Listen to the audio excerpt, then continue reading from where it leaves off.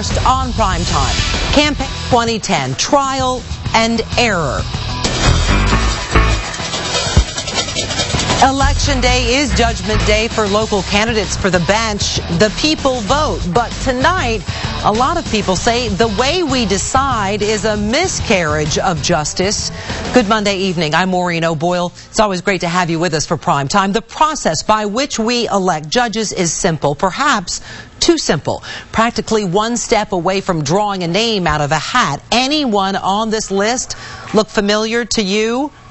All 13 of them want to be a judge on the North Carolina Court of Appeals, the second highest court in the state.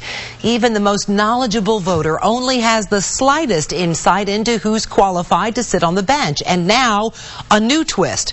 Voters statewide aren't just choosing one candidate.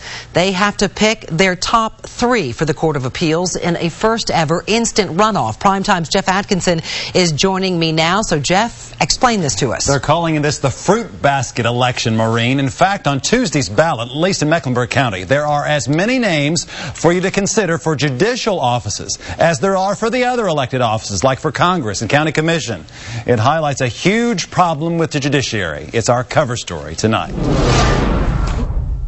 A vacancy came up on the State Court of Appeals 2 months ago when Judge James Wynn took the bench on the 4th U.S. Circuit Court of Appeals.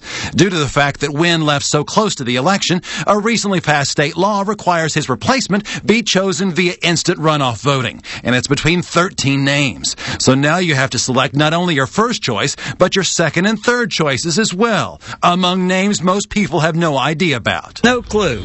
You don't? No clue who to vote for. He's just being honest. When it comes to electing a judge, most people don't have a clue. People don't know the judges and they get elected and they find out afterwards when it's too late that they aren't qualified. Mecklenburg County's experienced it with Bill Belk, elected a district court judge 2 years ago without any judicial experience, got into trouble and got off the bench. But he's not alone. There have been other examples when judges haven't been very judicial.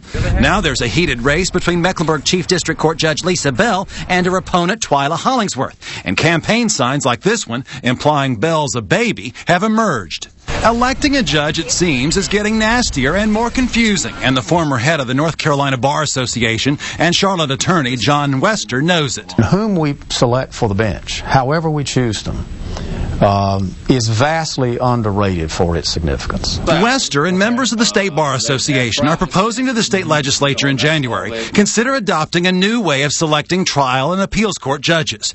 They're proposing an independent judicial nominating commission, interview prospective judge candidates for offices in the state. The commission would then pick 2 nominees. Voters would choose from the commission's 2 picks. The judge voters choose would then face voters again when his or her term is up. But the vote then would only be whether the judge should be retained. The office holder would not face an opponent. Aside from the emergency rooms at the hospitals in our state, the courts, the trial courts in particular, are the emergency rooms for some of the most critical, fundamentally life-changing events in people's lives. You think about the major decisions judges have authority over affecting people's lives: domestic violence, foreclosure, whether a murderer is set free. And yet many people choose candidates based on the way the name looks and where they are on the ballot. Polls show people don't know who to vote for, but yet they don't want someone else, like the governor, picking judges for them either. So this is kind of a compromise. Yeah, we've got to take that very seriously. When might this new legislation go to the legislature? In January, if the legislature approves, it would then go to voters as a constitutional amendment. Voters would then likely decide in November 2012. We'll be hearing a lot more about this. All right, Jeff, thanks.